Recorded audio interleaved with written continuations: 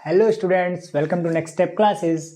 तो आज से हम एक नई सीरीज स्टार्ट करने वाले हैं जिसमें हम वीडियो बहुत लंबा नहीं बनाएंगे, बहुत छोटा छोटा वीडियो बनाएंगे। लेकिन इन वीडियो में हम क्या करेंगे, बहुत ही सिलेक्टेड क्वेश्चन या कहें कि वो सिलेक्टेड टॉपिक जहाँ से क्वेश्चन आपके एग्जाम में अभी तक आ रहे हैं, उन टॉपिक से क्वेश्चन को निकाल के और उन टॉपिक को क्लियरली, उन कॉन्सेप्ट को क्लियरली समझा के एक क्वेश्चन के थ्रू आपको बताएंगे। ठीक है, तो आप इसको कॉन्सेप्ट थ्रू क्वेश्चन भी कह सकते हो। ये तीन क्वेश्चन, 4 क्वेश्चन या 5 क्वेश्चन ऐसे मैं लेकर आऊँगा, साइंस के जो भी इंपॉर्टेंट क्वेश्चन हो सकते हैं हर वीडियो में हर एक चैप्टर से उठा के लाऊंगा। तो ये आपके लिए बहुत ही ज़्यादा फ्रूटफुल होने वाले हैं। क्यों? क्योंकि ये चीज़ें कहीं ना कहीं आई हुई है और ये आपके कॉन्सेप्ट को और ज़्यादा स्ट्रॉन्ग करेगी कि आप, जैसे क्या होता है, कभी कभी हम पढ़ लेते हैं ये चीज़ ऐसे ऐसे हो रहा है लेकिन हम उसको अप्लाई नहीं कर पाते हैं।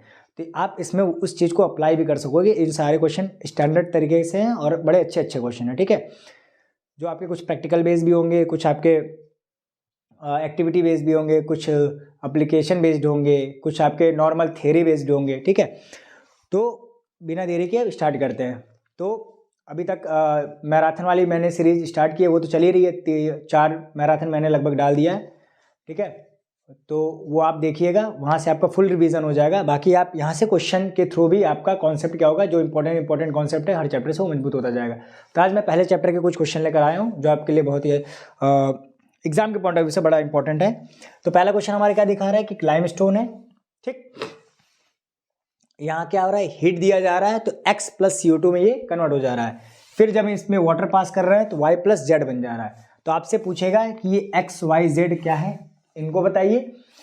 पहले स्टेप में मान लेते हैं ये स्टेप 1 है और ये मान लेते हैं स्टेप 2 है। तो स्टेप 1 में किस टाइप का रिएक्शन हो रहा है ये बताइए, स्टेप 2 में किस टाइप का रिएक्शन हो रहा है ये बताइए, और Y का और X का कॉमन नेम भी बताइए, मतलब केमिकल नेम के साथ साथ कॉमन नेम भी बताइए। तो मैं इसको टैकल करता हूं। ठीक है, तो मैं इधर ही आपको बताता हूं। तो आप देख सकते हो कि सबसे पहले लाइमस्टोन। तो लाइमस्टोन का पहले फॉर्मूला क्या होता है? लाइमस्टोन का फॉर्मूला क्या होता है? Calcium carbonate.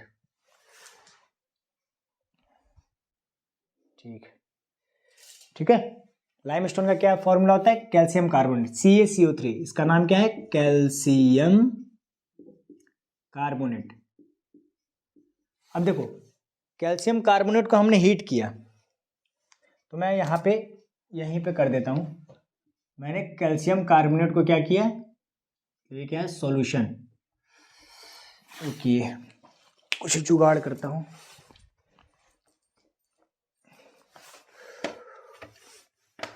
एक मिनट दीजिए बस, मैं थोड़ा सा रेड वाले में इंक भर लेता हूँ ताकि मैं उसको से ही आपको बता सकूँ। ठीक है, ठंडे के मारे इन्हें भी ठंडी लग गई है, तो ये चल नहीं पा रहे हैं। तो इनको क्या करना पड़ेगा, गर्मी देनी पड़ेगी ना, समझे बरखुरदार? तब ये भी क्या करेंगे, काम करेंगे। तो ये मैंने इनका फ्यूल भर दिया और अब ये दुन करके चलेंगे मस्त तरीके से। ठीक है, तो ये रहा मेरा सॉल्यूशन। ठीक, कैल्शियम कार्बोनेट कहते हैं, यहाँ हमने क्या कर रहे हैं, हीट दे रहे हैं। तो मैं पहले पूरा रिएक्शन लिख देता हूँ। कैल्शियम कार्बोनेट से हमने क्या दिया, हीट दिया, तो कैल्शियम ऑक्साइड बनेगा और कार्बन डाइऑक्साइड बनेगा। फिर जब मैं इसको पानी के साथ रिएक्ट कराऊंगा तो कैल्शियम हाइड्रोक्साइड बनेगा और हीट निकलेगी। ठीक है, तो अब आपको क्लियरली सारी चीज़ें क्लियर हो गई होगी। तो सबसे पहले हमको XYZ फाइंड करना था। तो X हमारा क्या हो गया, कैल्शियम ऑक्साइड, Y क्या हो गया हमारा, कैल्शियम हाइड्रोक्साइड, और Z क्या हो गया, हीट। ठीक है, पहला तो XYZ हमने फार्म कर लिया। अब दूसरा इसका क्या था, हम क्या पूछे थे कि रिएक्शन कौन सा है। तो देखो, कैल्शियम कार्बोनेट टूट रहा है, किस पार्ट में, 2 पार्ट में। तो यहाँ जो रिएक्शन हो रही है, कैसा रिएक्शन हो रहा है, डिकम्पोजिशन रिएक्शन हो रहा है। और डिकम्पोजिशन में भी कौन सा रिएक्शन हो रहा है, डिकम्पोजिशन में 3 तरह के होते हैं। एक थर्मल डिकम्पोजिशन जिसमें हम हीट देते हैं, फोटोलाइटिक डिकम्पोजिशन जिसमें हम सनलाइट के प्रेजेंस में करते हैं, और एक और होता है इलेक्ट्रोलाइटिक डिकम्पोजिशन जिसमें हम इलेक्ट्रिक करंट पास कराते हैं, जिसमें हाइड्रोजन और ऑक्सीजन वाला जो एक्सपेरिमेंट पूरा सा है उस पर भी मैंने क्वेश्चन डाला। ठीक है, तो ये डिकम्पोजिशन रिएक्शन। अब डिकम्पोजिशन रिएक्शन में हम क्या दे रहे हैं, हीट दे रहे हैं। तो इसका दूसरा रिएक्शन अगर कहना चाहे तो क्या कह सकते हैं, हीट हम क्या करें, दे रहा है ना, तो रिएक्शन कैसा हो जाएगा, एंडोथर्मिक रिएक्शन। कैसा रिएक्शन हो जाएगा, एंडोथर्मिक रिएक्शन। तो डिकम्पोजिशन रिएक्शन, एंडोथर्मिक रिएक्शन। अगर कुछ नहीं बोला तो आप दोनों के दोनों लिख कर आइएगा, ठीक है। बाकी हम डिकम्पोजिशन में पढ़ते भी है कि एक तरह का एंडोथर्मिक रिएक्शन होता है। अब दूसरे स्टेप में क्या हो रहा है, हम जब वाटर दे रहे हैं तो यहाँ हीट क्या हो रहा है, निकल रहा है, ठीक है। और ये दो चीज मिलके एक चीज बन रही है, मतलब दो अलग अलग लोग मिलके एक चीज बन रही है। तो यहाँ जो रिएक्शन हो रहा है वो कौन सा रिएक्शन हो रहा है, मैं यही नीचे लिख देता हूँ। यहाँ जो रिएक्शन हो रहा है वो कौन सा रिएक्शन हो रहा है, तो कॉम्बिनेशन रिएक्शन हो रहा है, क्योंकि दो चीज कंबाइन होकर एक चीज बन रही है। कौन सा रिएक्शन हो रहा है, कॉम्बिनेशन रिएक्शन। और इसमें क्या हो रही है, हीट निकल रही है, तो इसको दूसरा नाम क्या कह सकते हैं, एक्सोथर्मिक रिएक्शन, ठीक है। क्या कह सकते हैं, एक्सोथर्मिक रिएक्शन। तो हमने एक्स बता दिया कि पहले लाइमस्टोन को जब हम हीट किए तो कैल्शियम ऑक्साइड बना, CO2 बना, H2O के साथ जब कराया हमने कैल्शियम ऑक्साइड का तो कैल्शियम हाइड्रोक्साइड बना और हीट बना। तो यहाँ रिएक्शन जो हो रहा था कॉम्बिनेशन रिएक्शन, क्योंकि दो कंबाइन कर रहे हैं और तीसरा फॉर्म कर रहा है। यहाँ एक को हीट करके दो में कन्वर्ट कर दे रहा है, दो में स्प्लिट हो जा रहे हैं। तो यहाँ स्प्लिट हो रहा है इसलिए डिकम्पोजिशन, और यहाँ कंबाइन हो रहा है इसलिए कॉम्बिनेशन रिएक्शन। कॉम्बिनेशन रिएक्शन में हीट निकलती है इसलिए एक्सोथर्मिक रिएक्शन, और इसमें हीट दी जाती है इसलिए ये एंडोथर्मिक रिएक्शन हो गया, ठीक। ये रिएक्शन हो गया XYZ किया। अब तीसरा मैंने पूछा था कि इनके कॉमन नेम ही बताना है, तो कैल्शियम ऑक्साइड का कॉमन नेम क्या होगा, मैं यहाँ लिख देता हूँ। कैल्शियम ऑक्साइड का कॉमन नेम क्या होता है, क्विक लाइम, ठीक है। कैल्शियम ऑक्साइड का कॉमन नेम क्या है, क्विक लाइम। केमिकल नेम क्या है, कैल्शियम ऑक्साइड। और जो CaOH होल ट्वाइस था, जिसको हम क्या कहते हैं, कैल्शियम हाइड्रोक्साइड। क्या कहते हैं इसको, कैल्शियम हाइड्रोक्साइड। इसका जो कॉमन नेम क्या है, स्लेग्डेलाइम, ठीक है। तो ये भी आप नोट कर लीजिएगा। तो यहाँ से हमें तीन चीजें मिली। पहला कि कॉम्बिनेशन रिएक्शन क्या होता है ये पता चला, एंडोथर्मिक रिएक्शन क्या होता है ये पता चला, डिकम्पोजिशन रिएक्शन क्या होता है ये पता चला, एक्सोथर्मिक रिएक्शन क्या होता है ये पता चला। फिर कैल्शियम कार्बोनेट मतलब का कॉमन नेम क्या, लाइमस्टोन है, ये पता चला। उसको जब हीट करते हैं तो ये ऐसे टूट जाता है, ठीक। CO2 का टेस्ट क्या था, एसिड बेस में मैंने बताया था, मिल्की वाला, ठीक है, वही वाला है ये। बाकी फायर एक्सटिंग्विशर में यूज करते वो वाला भी टेस्ट था। फिर मैंने इसको जब हाइड्रोजन H2O से मतलब वाटर से पास कराए थे कैल्शियम हाइड्रोक्साइड, जिसका कॉमन नेम क्या है, स्लेग्ड लाइम है, ठीक, उसमें कन्वर्ट हो गया और यहाँ पे हीट निकल गई। तो हमको बहुत सारी चीजें एक ही क्वेश्चन से पता चल गया। तो रिएक्शन वाला हमने यहां से पढ़ लिया, ठीक। अब देखिए, अब आते इस वाले में। इसमें क्या कह रहा है कि कॉपर है XHNO3, copper NO3 whole twice plus YNO2 plus 2H2O निकल रहा है। हमको x और y की वैल्यू बतानी है कि x कितना होगा और y कितना होगा, ठीक। तो ये आप सोच सकते हो किस टॉपिक से रिलेटेड है, ये बैलेंसिंग से है। बैलेंस्ड इक्वेशन, अनबैलेंस्ड इक्वेशन पढ़े थे ना, कि जब रिएक्टेंट के साइड जितना होगा उतना ही प्रोडक्ट के साइड में हो तो बैलेंस हो जाएगा इक्वेशन। अगर रिएक्टेंट और प्रोडक्ट साइड के जो एलिमेंट होंगे वो अगर इक्वल नहीं रहेंगे तो हमारा अनबैलेंस्ड हो जाएगा, ठीक है। यही पढ़े थे। तो ये बैलेंसिंग वाला है, तो बैलेंसिंग करना है हमको। तो इसमें x और y का कितना होगा नंबर वो हमें बताना है, ठीक है। अब एक चीज और पूछता है कि किस लॉ पे हमारा ये बैलेंसिंग बेस्ड है, तो law of conservation of mass, ठीक। किस पे बेस्ड है, law of conservation of mass. तो बैलेंसिंग किस पे बेस्ड है, मैं लिख देता हूं कि बैलेंसिंग किस लॉ पे बेस्ड है, तो कंजर्वेशन ऑफ मास पे, कंजर्वेशन ऑफ मास, क्योंकि मास can neither be created nor be destroyed. जितना इधर रहेगा मास उतना ही इधर भी रहेगा मास, ठीक है। तो अब देखते हैं। तो सबसे पहले हम लिखेंगे रिएक्टेंट। अब देखो, जो एरो के इस साइड होता है, जो रिएक्शन में पार्ट लेता है उसको हम क्या कहते हैं, रिएक्टेंट। और जो निकलता है, जो बनता है, उसको हम क्या कहते हैं, यहां मैं XY को हटा देता हूं, इसको हम क्या कहते हैं, प्रोडक्ट, ठीक।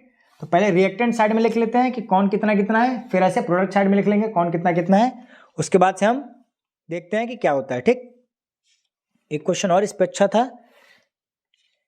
मैं वो वाला कराना चाह रहा था, चलो इसी को कर देते हैं। तो पहले मैं लिखता हूं, एक बॉक्स बनाता हूं, ध्यान से देखिएगा इसको। इसमें मैं पहले लिखता हूं एलिमेंट, देन लिखूंगा रिएक्टेंट साइड और देन लिखूंगा प्रोडक्ट साइड, एटम, ठीक है। तो रिएक्टेंट, इधर मैंने लिखा प्रोडक्ट। तो एलिमेंट कौन कौन है पहले वो देख लेते हैं। तो एलिमेंट कौन कौन से हैं? कॉपर है, कॉपर लिख लो। फिर हाइड्रोजन है, हाइड्रोजन लिख लो। नाइट्रोजन है, नाइट्रोजन। एटम के बारे में लिखना है एलिमेंट में, ठीक है। नाइट्रोजन, नाइट्रोजन लिख लो। ऑक्सीजन, ऑक्सीजन लिख लो। रिएक्टेंट साइड में कॉपर क्या है, कितना है? एक्स है, ठीक, कोई दिक्कत? हाइड्रोजन कितना है हमें नहीं पता, तो हम एक्स मान लेते हैं। कॉपर कितना है? 1 है। कॉपर कितना है? 1 है। हाइड्रोजन कितना है? एक्स है। एन भी हमको नहीं पता कितना है, तो इसको भी हम मान लेते हैं एक्स, ठीक। ओ कितना है? तो अगर ये O3 है, मतलब O3 है, लेकिन ये इधर कितने से मल्टीप्लाई होगा ये हमको नहीं पता है, तो इसको हम क्या मान लेंगे? 3x। कोई दिक्कत? ध्यान समझिए। पहले हमने क्या किया, सारे एलिमेंट के नाम लिखे। कॉपर, कॉपर आ गया। हाइड्रोजन, हाइड्रोजन आ गया। नाइट्रोजन, नाइट्रोजन आ जाएगा। ऑक्सीजन, ऑक्सीजन आ गया। अब इधर कॉपर कितने रिएक्टेंट साइड में? 1 है। इधर हाइड्रोजन 1 तो है, लेकिन ये कितने से मल्टीप्लाई हमको नहीं पता है। तो मैं अगर बोलूँ कि 1 × x कितना होगा? x हो जाएगा। ऐसे नाइट्रोजन भी 1 तो है, लेकिन कितने से इधर मल्टीप्लाई हमको नहीं पता है, तो हमने x मल्टीप्लाई कर दिया, तो वो भी x हो गया। सेम ऑक्सीजन 3 तो है, लेकिन इधर कितने से मल्टीप्लाई नहीं पता, तो ये 3x होगा। सेम रिएक्टेंट साइड में जाएंगे तो कितना हो जाएगा? तो कॉपर कितना है रिएक्टेंट साइड में? ठीक है, कितना है? तो यहाँ कॉपर 1 ही है, तो ये 1 हो गया। अब नाइट्रोजन कितना है? पहले हाइड्रोजन है ना, हाइड्रोजन कितना है रिएक्टेंट साइड में? तो आप गिन सकते हो। कहाँ है हाइड्रोजन? यहाँ तो है नहीं, यहाँ भी नहीं है। कितना है? 4 है। हाइड्रोजन कितना है? 4 है। नाइट्रोजन कितना है? तो देख लो, 2 यहाँ है और YN वहां पे है, ठीक है, ठीक। तो नाइट्रोजन का 2 यहाँ पे है और Y वाला यहाँ पे है, तो इसको मैं लिख सकता हूँ Y+2। क्यों? क्योंकि यहाँ पे कितना है? Y × 1। इसको ऐसे लिख देता हूँ कि यहाँ पे कितना है? Y × 1, तो क्या हो जाएगा? Y, और यहाँ पे कितना है? N2 से मल्टीप्लाई है ना, क्या हो जाएगा? +2। ये Y+2 हो गया। फिर क्या बचा हमारे पास? ऑक्सीजन। तो ऑक्सीजन यहाँ 6 हो गया और यहाँ 2Y, ठीक। तो कितना हो जाएगा?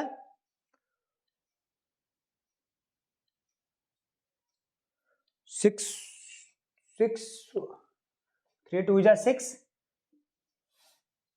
ठीक। और यहाँ कितना हो गया? अच्छा, 2 ऑक्सीजन यहाँ भी तो है, तो यहाँ 2Y + 2, तो 6 + 2 + 2Y, ये होगा ना। 3 दूना 6 ऑक्सीजन, यहाँ पे 2Y हो गया और यहाँ पे 2 ऑक्सीजन, तो 2 6 8 8 + 2Y हो गया हमारा ऑक्सीजन।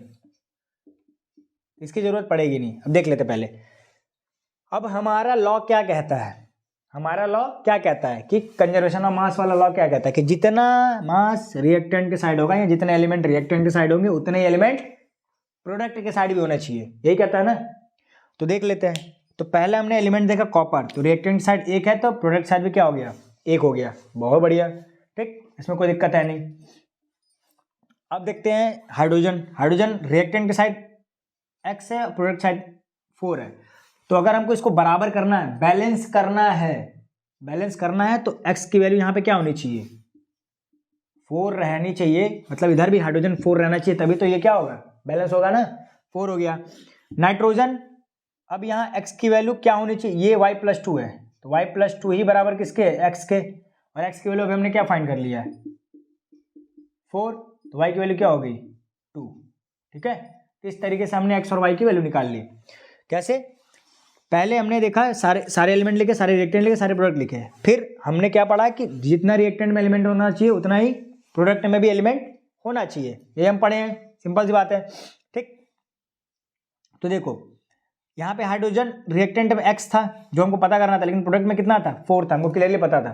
तो अगर हमको बैलेंस करना है, बैलेंस बनाना है, तो x की वैल्यू क्या होनी चाहिए? 4 होनी चाहिए, यहाँ से x की वैल्यू निकल गई।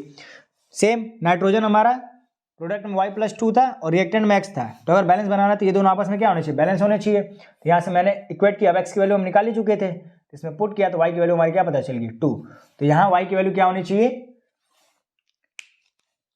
यहाँ x की वैल्यू आएगी 4 और यहाँ y की वैल्यू क्या आएगी? 2। तो इसका आंसर ये हो जाएगा, ठीक। तो इसमें हमने बैलेंसिंग के बारे में पूरा क्लियरली समझ लिया। अब तीसरा जो क्वेश्चन है उसके लिए मुझे इरेज करना पड़ेगा, वो रिडॉक्स रिएक्शन पे है। हमने पहले टाइप्स ऑफ रिएक्शन के कुछ एक क्वेश्चन कर लिया, बैलेंसिंग का क्वेश्चन कर लिया। अब मैं यहाँ पे जो लास्ट टॉपिक रिडॉक्स रिएक्शन है उस पर क्वेश्चन कर लेते हैं, ठीक है। मैं रब कर रहा हूँ।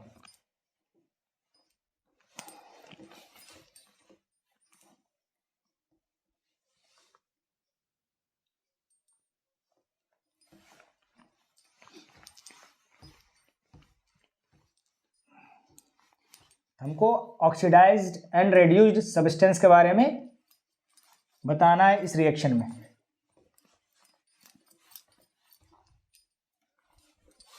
सबसे पहले ए वाला ले लेते हैं, क्या है 4 सोडियम प्लस O2 सॉलिड में है, ये गैस में है, और यहाँ से क्या बन रहा है 2Na2O सॉलिड में। ठीक है, तो सबसे पहले हम बात करते हैं रिडॉक्स रिएक्शन होता क्या है। तो रिडॉक्स रिएक्शन ऐसा रिएक्शन होता है जिसमें रिडक्शन और ऑक्सीडेशन दोनों एक साथ होते हैं। मतलब उसमें एक ऑक्सीडाइज हो रहा होगा और एक एलिमेंट रिड्यूस्ड हो रहा होगा। ठीक है, तो रिडक्शन और ऑक्सीडेशन दोनों एक साथ होते हैं, ऐसे रिएक्शन को हम क्या कहते हैं, रिडॉक्स रिएक्शन कहते हैं। ठीक, तो देख लेते हैं अब रिडक्शन क्या होता है तो ऑक्सीडेशन क्या होता है। तो जब ऑक्सीजन हमारा क्या होता है, एडिशन ऑफ ऑक्सीजन, सिंपल सा अगर वर्ड में बोले तो addition of oxygen is called oxidation and मतलब सब्ट्रैक्शन ऑफ ऑक्सीजन कह सकते हो, या मतलब reduced of oxygen is called reduction. ठीक, तो यहां देखो सोडियम, इस सोडियम के पास कोई ऑक्सीजन है नहीं है। ठीक, इधर जाके इसने ऑक्सीजन ले लिया है, तो ये सोडियम यहां जाके क्या हो जा रहा, ऑक्सीडाइज हो जा रहा है। ठीक, इस ऑक्सीजन के पास 2 था। ठीक है, इस ऑक्सीजन के पास क्या था, 2 था, तो ये यहां पे क्या हो गया, रिड्यूस्ड हो गया। ठीक,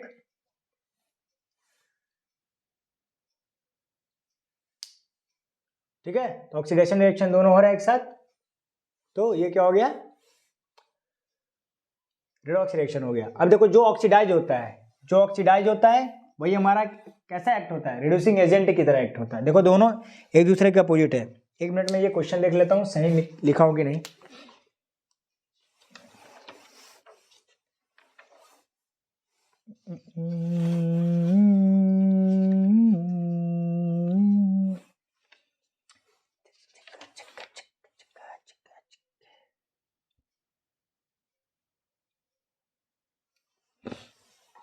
ठीक है, सही है, हो भी रहा है।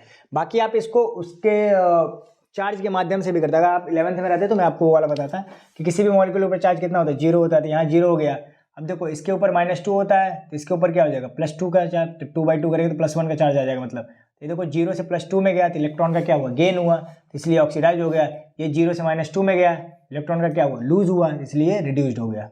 ठीक है, तो आप अभी इस वाले मेथड से, मैं दोनों मेथड से बता देता हूँ, क्या पता कहीं कहीं ऑक्सीजन देता भी नहीं है, ये भी बात है। तो यहाँ देखो ये इस सोडियम के पास एक ऑक्सीजन जुड़ गया है, तो ये ऑक्सीडाइज हुआ है। ठीक, और जो ऑक्सीडाइज होता है, जो ऑक्सीडाइज होता है वही रिड्यूसिंग एजेंट होता है।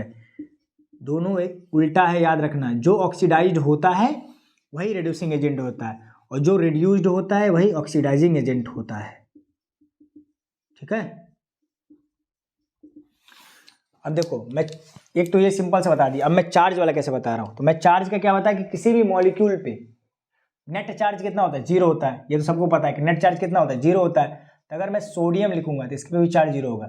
सोडियम मॉलिक्यूल लिखूंगा, इसके पे भी चार्ज क्या होगा, 0 होगा। ऐसे मैं O2 लिखूंगा, इसके पे भी चार्ज क्या होगा, 0 होगा। लेकिन अगर कोई कंपाउंड है 2 अलग अलग का मिलकर, तो उस पर क्या होगा, दोनों पे कुछ ना कुछ चार्ज होगा। तो मैं चार्ज वाला भी एक बार बता देता हूँ। देखो यहाँ 4 सोडियम प्लस ऑक्सीजन, यहाँ Na2O। अभी ये बैलेंसिंग वाला गोली मार देते हैं, पहले सिंपल से ऐसे बना पड़ा। तो अब देखो इस पे चार्ज कितना है, सिंपल सोडियम है तो ये नेट चार्ज 0, ऑक्सीजन पे भी नेट चार्ज 0 हो गया। ठीक, अब देखो इसके पास ऑक्सीजन के पास, ऑक्सीजन पे कितना होता है, -2 होता है, क्योंकि 2 इलेक्ट्रॉन इसको क्या चाहिए ऑक्टेट कंप्लीट करने के लिए, क्योंकि इसका आउटर मोस्ट में 6 होते हैं, तो 2 चाहिए, तो लॉस में जा रहा है, 2 इसको चाहिए, उधार मांग रहा है, तो -2 होता है। तो इसका -2 अगर पता है, अब यहाँ इसका निकालना तो क्या करेंगे, इसको सोडियम वाले को हम मान लेते हैं x, ये हो जाएगा 2 × x - 2 = 0, तो 2x = 2, तो x = 1, तो सोडियम कितना चार्ज हो गया, +1। ठीक, तब देखिए सोडियम क्या हो रहा है, सोडियम क्या हो रहा है,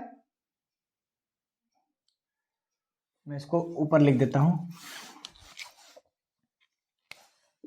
ऑक्सीजन क्या था, ऑक्सीडाइजिंग एजेंट, ऑक्सीडाइजिंग एजेंट। ठीक, अब देखो सोडियम क्या हो रहा है हमारा, सोडियम इलेक्ट्रॉन गेन कर रहा है, मतलब यहां गेन ऑफ इलेक्ट्रॉन हो रहा है। तो जहाँ गेन ऑफ इलेक्ट्रॉन होगा वही क्या होगा, ऑक्सीडाइज हो रहा होगा। और ऑक्सीजन क्या हो रहा है हमारा, ऑक्सीजन क्या हो रहा है, 0 से -2 हो रहा है, मतलब यहाँ लॉस ऑफ इलेक्ट्रॉन हो रहा है, इलेक्ट्रॉन का क्या हो रहा है, लॉस हो रहा है। तो यहाँ क्या होगा, रिडक्शन होगा। ठीक है, मतलब सोडियम ऑक्सीडाइज हो रहा है क्योंकि ये इलेक्ट्रॉन ले रहा है, और ये यहाँ पे इलेक्ट्रॉन का क्या होता है, लॉस हो रहा है, तो इसलिए ये जो ऑक्सीजन ये क्या होगा, रिड्यूस हो जाएगा। तो आप इस चार्ज के मेथड से भी बता सकते हो और बाकी इस ऑक्सीजन वाले मेथड से तो बता ही सकते हो। दूसरा वाला भी यहीं पे मैं कर देता हूँ, दूसरा वाला भी सेम है, CuO सॉलिड H2 गैस है, Cu सॉलिड बना रहा है और H2O निकाल रहा है लिक्विड। ठीक है,